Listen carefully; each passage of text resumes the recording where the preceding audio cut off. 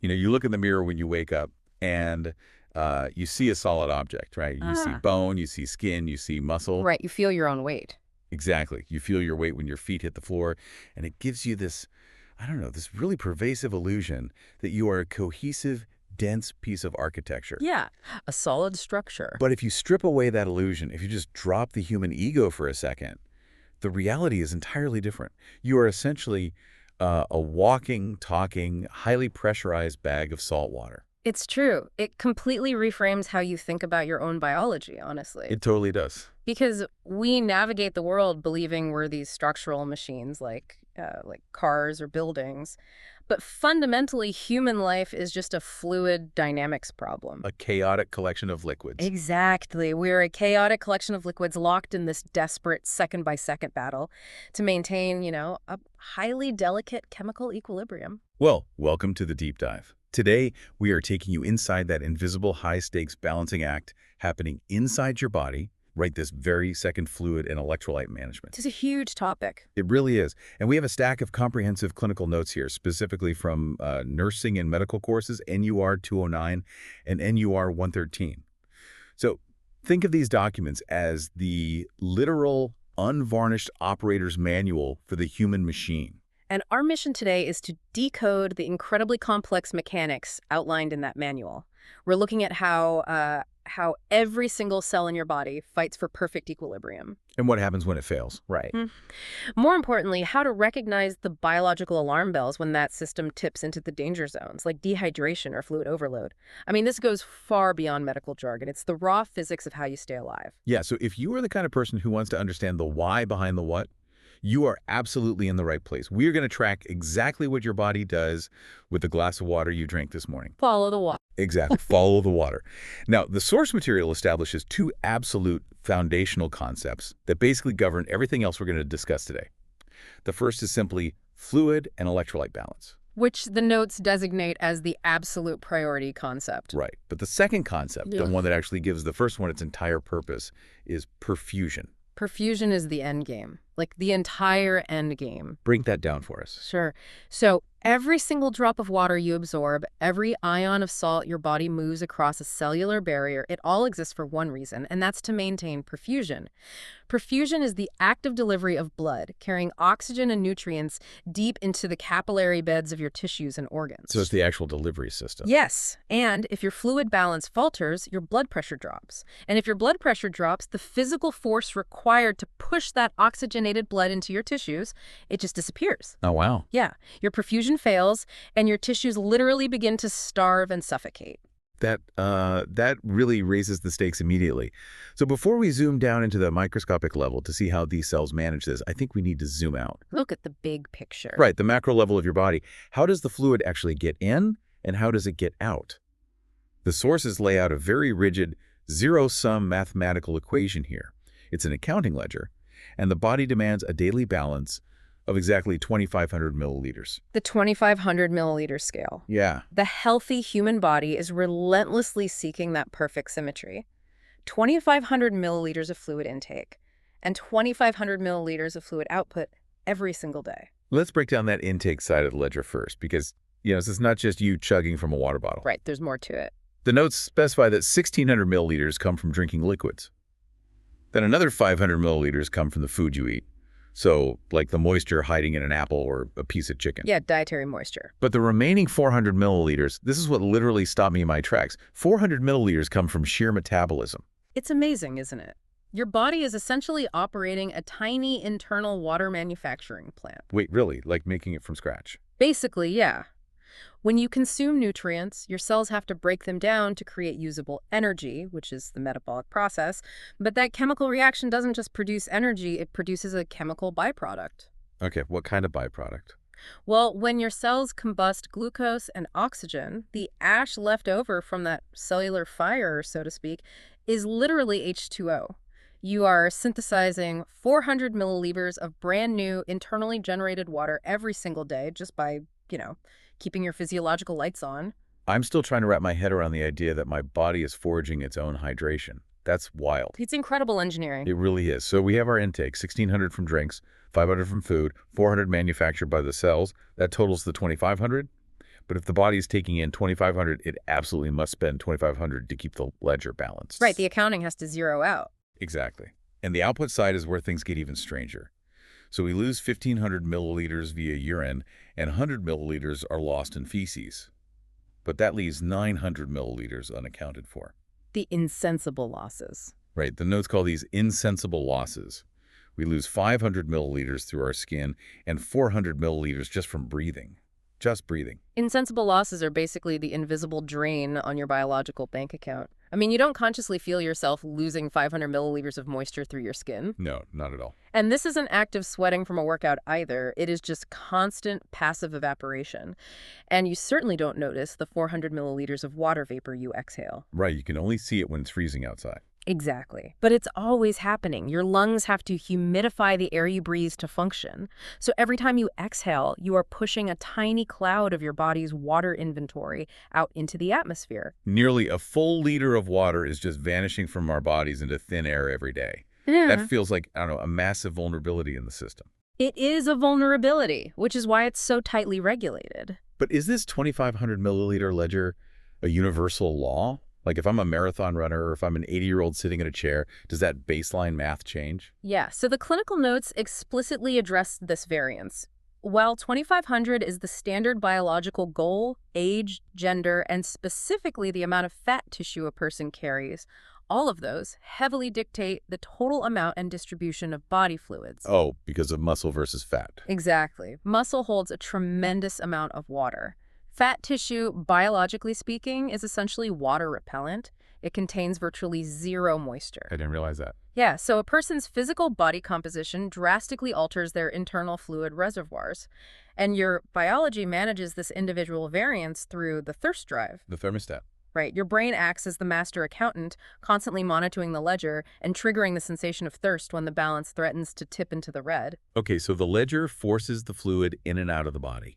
But where is all this liquid actually living while it's inside you? Because the text divides the human body into very specific, segregated fluid compartments. You really have to picture your internal anatomy as a series of walled-off zones. The two major divisions are intracellular fluid and extracellular fluid. Intra and extra. Right. Intracellular fluid is exactly what it sounds like. It's the water locked physically inside the membranes of your billions of cells. Extracellular fluid is everything swimming around outside those cells. And the sources break down that extracellular fluid into even more specialized compartments, right? Yeah. Like we have lymph fluid, we have plasma, which is the liquid highway of your cardiovascular system. The plasma is crucial. And then there's this incredibly niche category called transcellular fluid. These are the fluids hiding in highly specialized pockets, like the moisture in your gastrointestinal tract, your respiratory system, your urinary system. And the notes detail several more crucial transcellular spaces, too.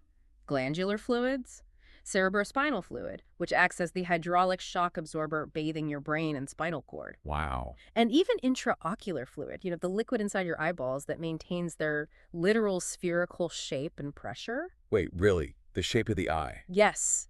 If the fluid balance in that specific transcellular compartment fails, your vision distorts. Every single one of these separated compartments demands an exact volume of fluid to execute its specific function. Okay, but this brings us to a massive mechanical problem. We know the fluid is separated into these distinct compartments, but how does it actually cross the borders? The movement. Yeah, like how does a water droplet in your blood plasma physically force its way through a barrier and get inside a muscle cell? It relies entirely on the microscopic rules of physics and chemistry. Because fluid inside the body doesn't just slosh around passively. It's not just splashing in a bucket. No, not at all. It's driven by powerful, invisible forces. And the primary engine of this movement, according to the clinical text, is osmosis. Osmosis. Okay, a lot of us hear the word osmosis and think back to, high school science class. Right. The potato experiment. Exactly, the potato in the salt water. But the NUR 209 and 113 notes apply a very rigid, high-stakes clinical definition to it here. Osmosis is the diffusion of water through a semi-permeable membrane. And here is the golden rule that drives the entire human body. Water always moves toward a higher concentration of particulates. Put simply, water chases the salt. Water chases the salt. Always. Yeah. Imagine a physical barrier, like a membrane, separating two pools of water. If you dump a handful of salt into the pool on the right side, The water on the left side will literally force its way through the membrane to reach the right side. Just to dilute it. Exactly. It wants to delete the crowded, salty environment.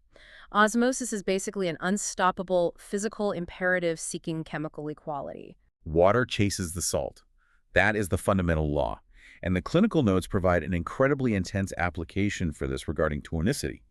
Specifically, what happens to your red blood cells when this rule is manipulated? Yeah, tonicity is critical. Because this is where giving a patient the wrong IV fluid isn't just a mistake, it's a catastrophic cellular event. The notes lay out 3 specific states of tonicity. Right, tonicity is the absolute bedrock of intravenous therapy. So let's start with the ideal state, which is isotonic, sometimes called isosmotic. An isotonic fluid contains the exact same concentration of dissolved particles, the exact same saltiness as the fluid naturally living inside a human red blood cell. Okay, so it's a match.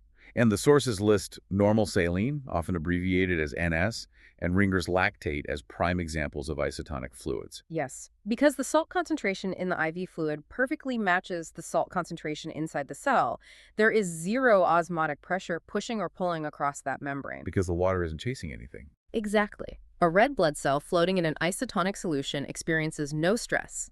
It maintains its shape, it carries its oxygen, and it functions perfectly. But obviously, the body isn't always in an ideal state. The second state the notes outline is hypertonic or hyperosmotic. These are solutions with a high salt level, so greater than 0.9%. Right.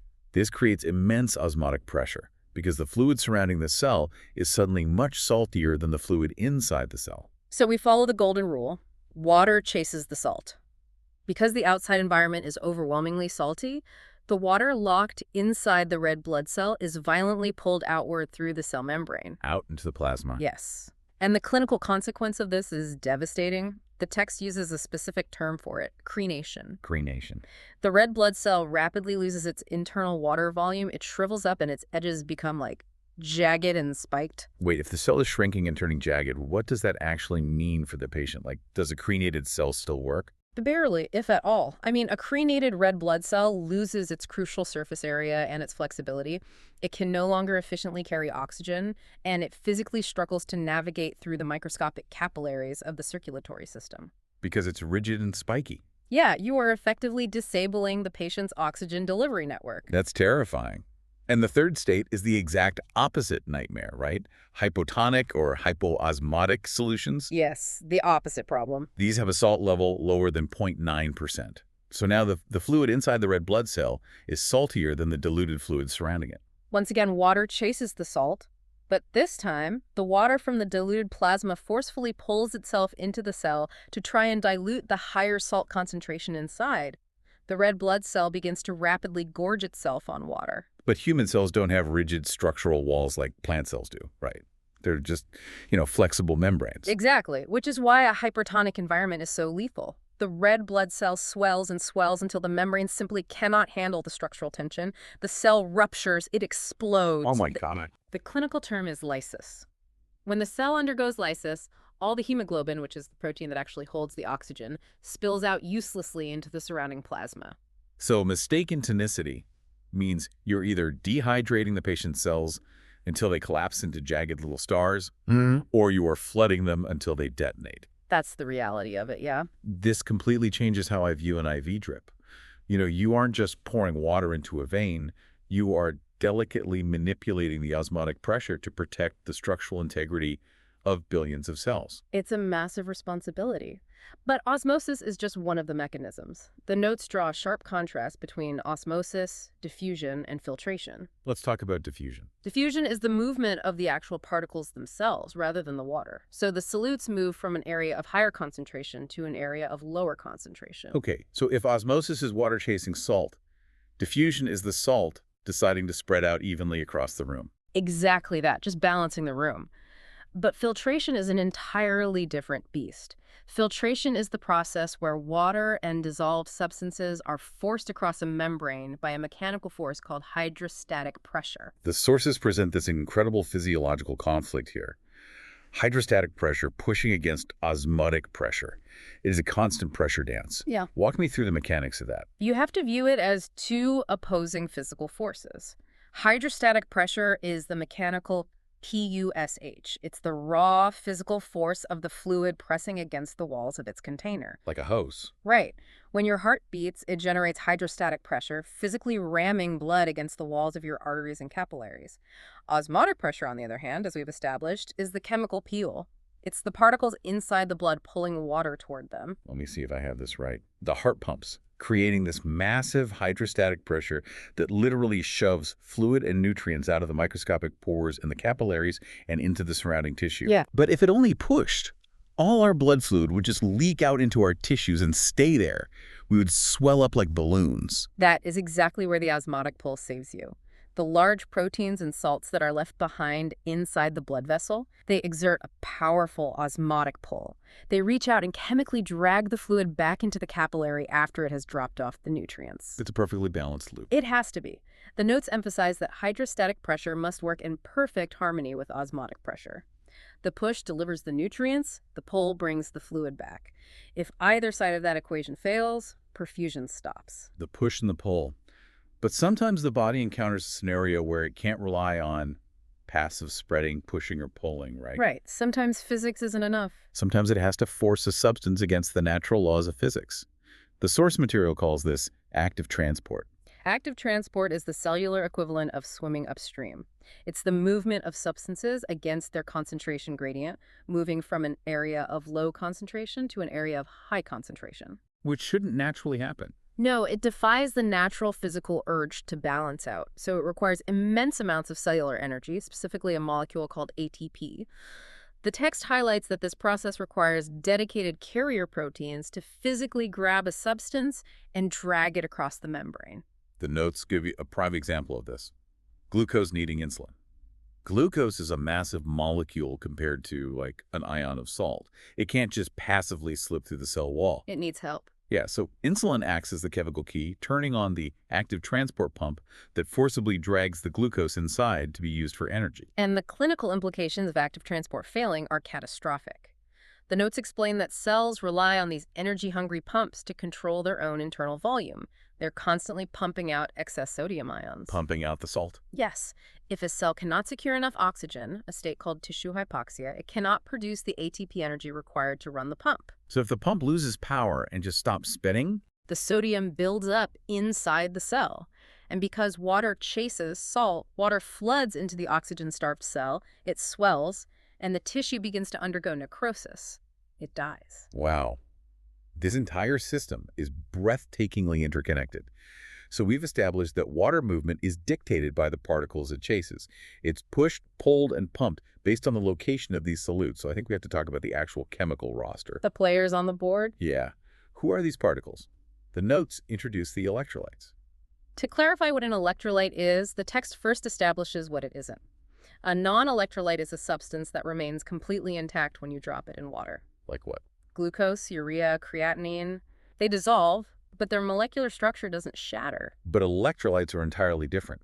The notes say if you take a compound like ordinary table salt, sodium chloride, and put it in water, it undergoes a violent separation. It dissociates. It breaks apart. Right? It shatters into individual particles called ions.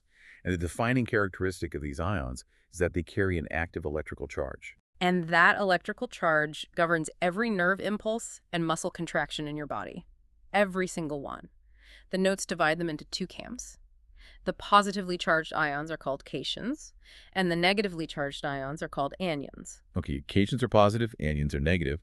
The source material provides a highly specific map of where these charged particles live, and it ties directly back to those fluid compartments we discussed earlier. The intra and extra compartments. Yeah, so in the extracellular fluid, the ocean outside the cells, the environment is dominated by sodium, which is a positively charged cation. You also have chloride and bicarbonate, which are negatively charged anions, alongside calcium. But if you breach the cell membrane and look inside the intracellular fluid, it is an entirely different chemical universe. It's a reversed, almost. Pretty much. The dominant positive charge inside the cell comes from potassium, not sodium. You also find high concentrations of magnesium and negatively charged phosphate. The segregation of sodium on the outside and potassium on the inside is what creates the electrical tension your nerves use to fire.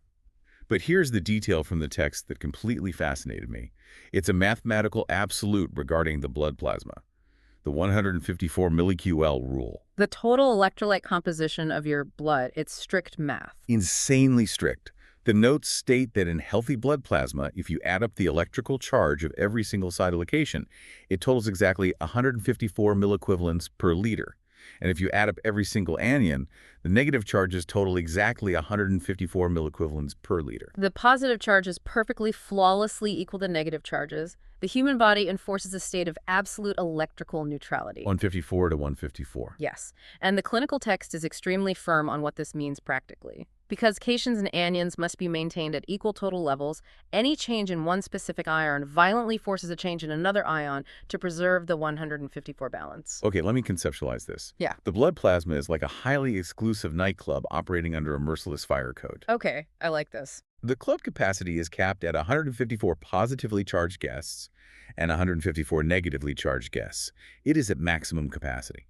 If you inject a patient with a massive dose of positively charged sodium, forcing a new cation through the front door, the bouncer at the club is biologically obligated to grab a different positively charged cation like potassium and violently throw it out the back door to maintain the 154 number.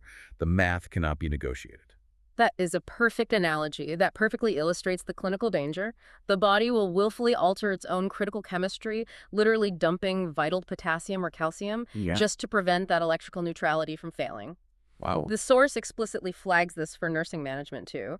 Care planning requires a profound understanding of dietary management and fluid administration. A caregiver has to anticipate these downstream shifts. Because it's a chain reaction. Exactly. If you give a patient too much chloride, which is an anion, you force the body to dump bicarbonate, another anion.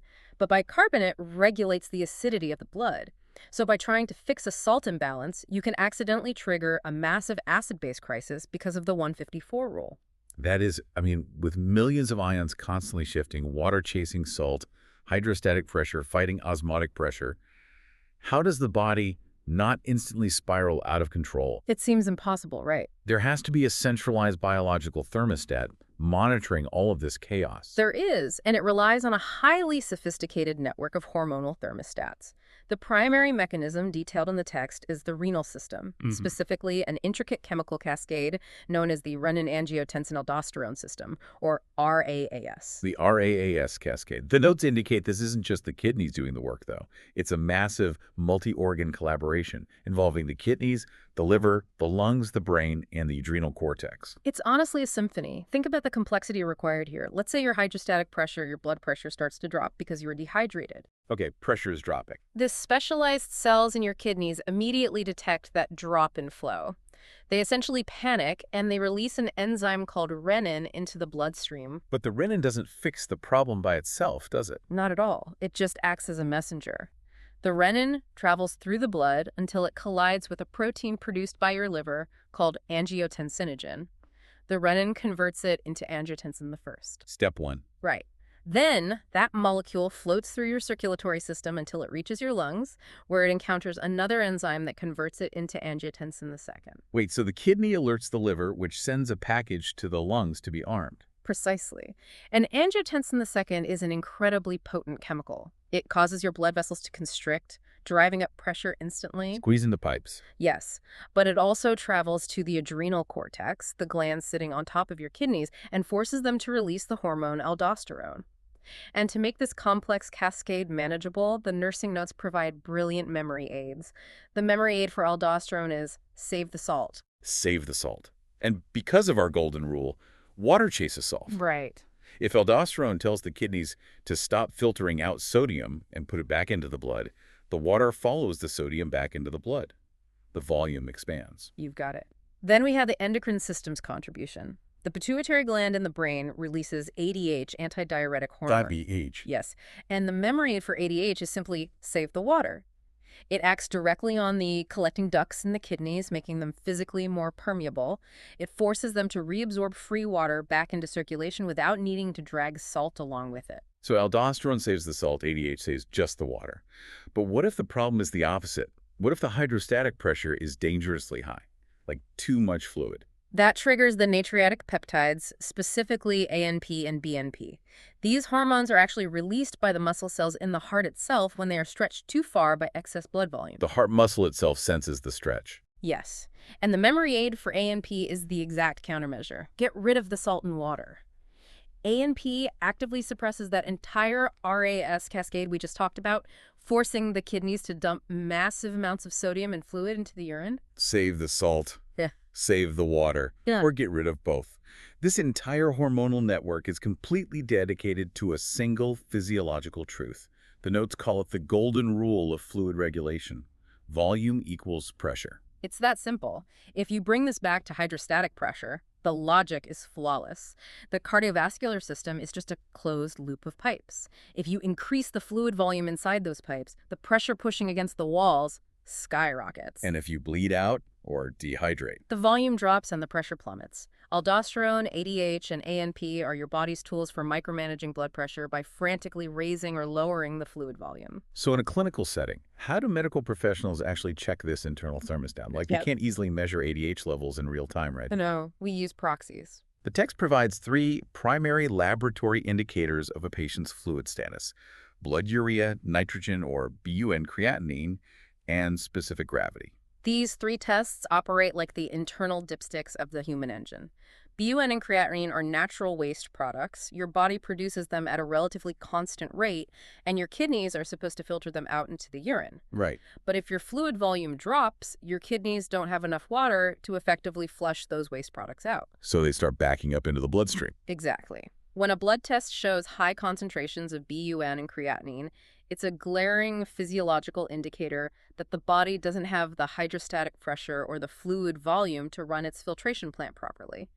The blood is literally becoming sludgy with waste. Sludgy blood. That paints a picture.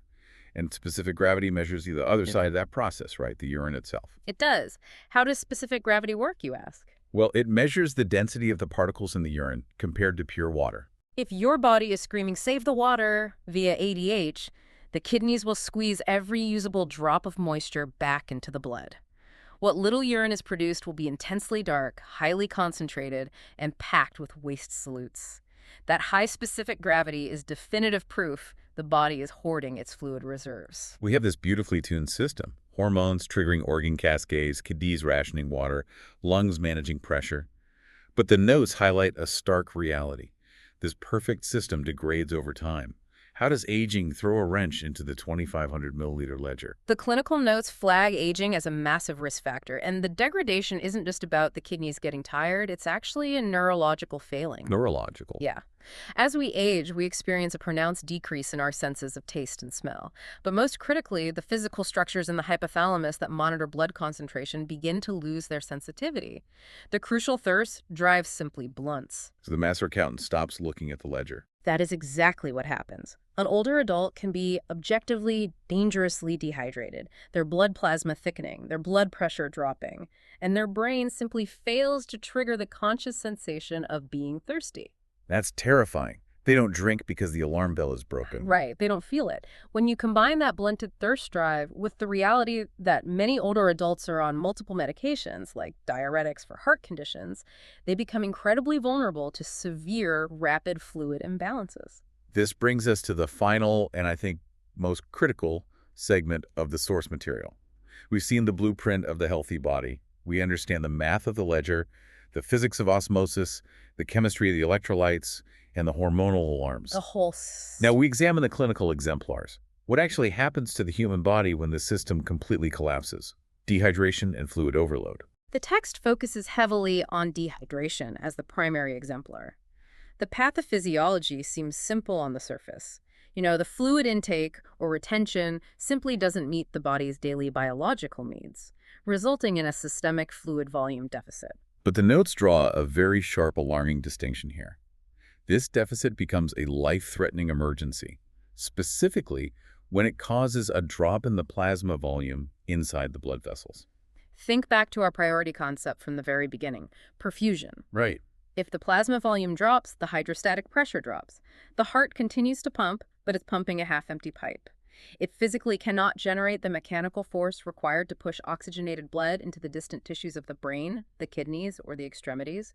Perfusion fails. So how do you clinically assess this? When a patient walks in, what are the cues the notes tell us to look for? I know the history taking is detailed. You have to ask about food and liquid intake. You track exact intake and output volumes.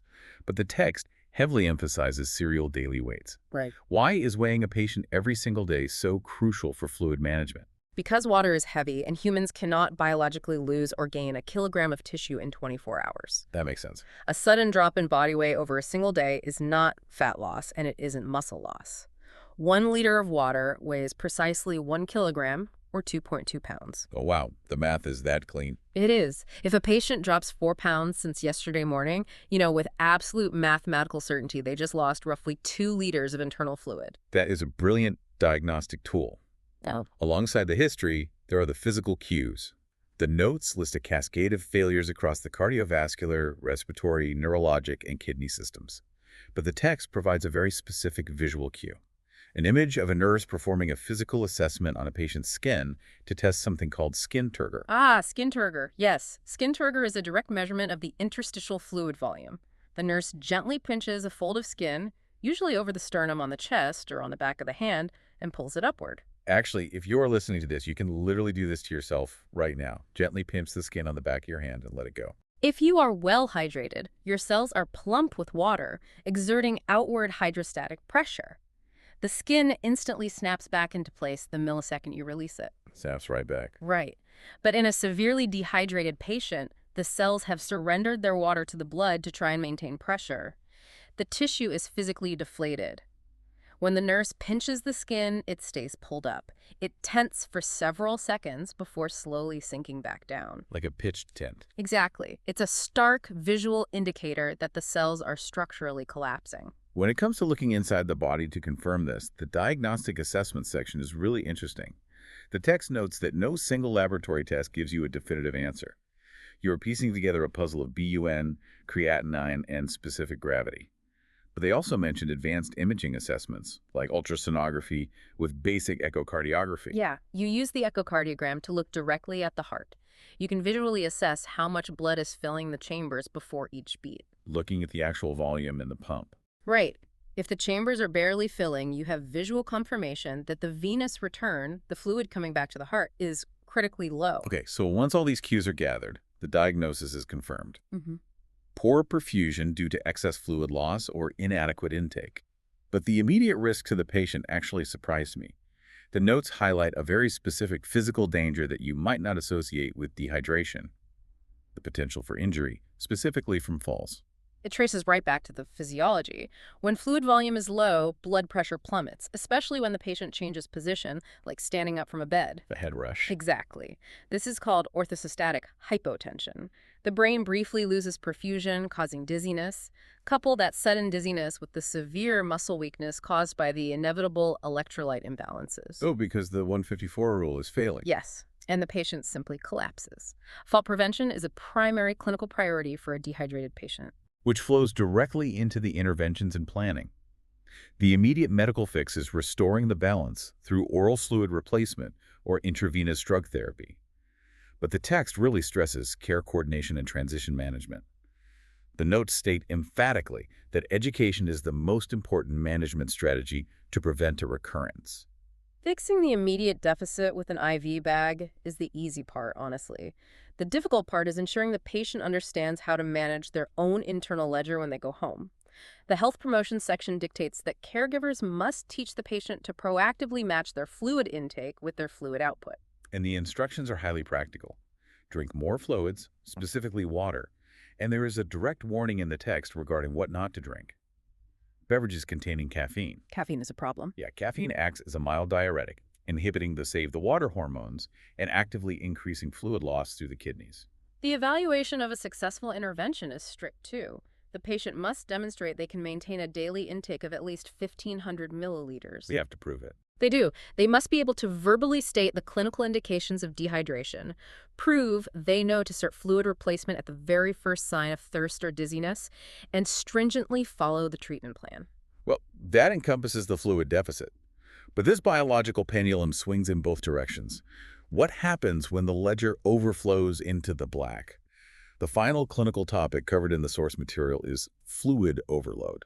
The pathophysiology overview defines fluid overload as an excess of body fluid, leading directly to a state of hypervolemia. Hypervolemia. Too much volume in the blood. And if volume equals pressure, hypervolemia means the hydrostatic pressure inside the cardiovascular system is escalating to catastrophic levels. The dangers listed in the text are severe and rapid. The most immediate threat is heart failure. The heart is a pump designed for a specific workload. If you suddenly force it to pump a massive expanding volume of heavy fluid, the muscle simply fails to keep up. The notes describe a terrifying consequence of this heart failure: pulmonary edema. It's awful. Because the left side of the heart can't pump the excess blood forward fast enough, the blood physically backs up into the blood vessels of the lungs. The hydrostatic pressure in the pulmonary capillaries becomes so immense that it violently forces the fluid out of the blood vessels and directly into the microscopic air sacs of the lungs. The patient begins to literally drown in their own excess fluid. Unbelievable. And beyond the mechanical failure of the heart and lungs, we cannot forget the chemical failure. The 154 mL/UQL rule. If you massively increase the total water volume in the blood, you severely dilute the concentration of the electrolytes swimming in it. The text issues a severe warning regarding the dilution of sodium, a state called hyponatremia. Because if the sodium is diluted, the electrical gradient across the nerve cells crashes. It just shorts out. Precisely. The electrical system of the central nervous system essentially short circuits. The dilution of sodium can rapidly lead to massive seizures, a deep coma, or clinical death, simply because the brain can no longer conduct the electrical impulses required to function. The assessment cues for overload are the exact mirror opposite of the cues for dehydration. Instead of tenting skin that lacks turgor, you see pitting edema. Right. This usually presents in dependent areas of the body where gravity pulls the heavy fluid, like the ankles and the lower legs. Pitting edema is a very alarming physical sign. If you press your thumb firmly into the swollen tissue of the patient's ankle and remove it, the tissue does not rebound. It just stays dented. Yeah, the excess fluid has been forced deep into the interstitial space. Your thumb leaves a deep, visible pit or indentation in the skin that can take minutes to slowly refill. Alongside this, the assessment notes changes in cardiovascular bounding pulses, respiratory distress from the fluid in the lungs, and vast disruptions in the gastrointestinal and neuromuscular systems. The interventions for fluid overload mandate immediate aggressive action. You have to ensure the patient's physical safety if they are at risk for seizures. Restore the normal fluid balance, which frequently involves the administration of powerful diuretic drugs. To force the flush. Right, these drugs aggressively shut down the body's sodium reabsorption, forcing the kidneys to explosively dump the excess salt and water into the bladder. You provide supportive care for their breathing and implement strict dietary sodium restrictions to prevent the body from trying to pull more water back in. It is an aggressive fight to rapidly vent the hydrostatic pressure before the cardiovascular system bursts or the lungs fill entirely. When you synthesize every single piece of this operator's manual, the sheer complexity of what it takes to simply exist is staggering. It really is a miracle. We are talking about invisible, high-speed mathematics happening every single second in every single cell. Your body is meticulously balancing a 2,500 milliliter ledger. It's constantly adjusting for 900 milliliters of invisible water loss vaporizing into the air. It is violently enforcing a strict 154 milliequivalent club capacity for your electrical ions. The bouncer never sleeps. Never. It's utilizing the liver, the lungs, and the kidneys to deploy a cascade of hormones just to manage the push of hydrostatic pressure against the pull of osmotic pressure. And all of this frantic, ceaseless chemical accounting is performed for one solitary purpose: to keep the perfusion going, to keep the cells fed. It forces a completely new perspective on human life. We talked extensively about how your body strives for that perfect daily balance, carefully weighing the moisture in the food you eat against the vapor you lose when you exhale. I want to leave you with a thought regarding that biological thermostat we discussed. Yeah, let's hear it. The next time you are sitting at your desk and you feel that sudden dry scratch of thirst in your throat, consider what is actually happening. It isn't just a dry throat. It is your hypothalamus sounding a massive systemic biological alarm. It has detected that the precise, delicate osmolality of your blood has shifted by a fraction of a single %. The water is chasing the salt. Your blood volume is dropping. Your cells are on the precipice of crenation, of literally shrinking and failing. Your brain is deploying hormones to restrict your kidneys and desperately demanding that you seek out water to save your perfusion. How often do we mindlessly ignore that incredibly sophisticated, life-saving biological alarm simply because we're too busy with an email to stand up and grab a glass of water? A profound thought to end on. That dry throat is your cells crying out for hydrostatic pressure.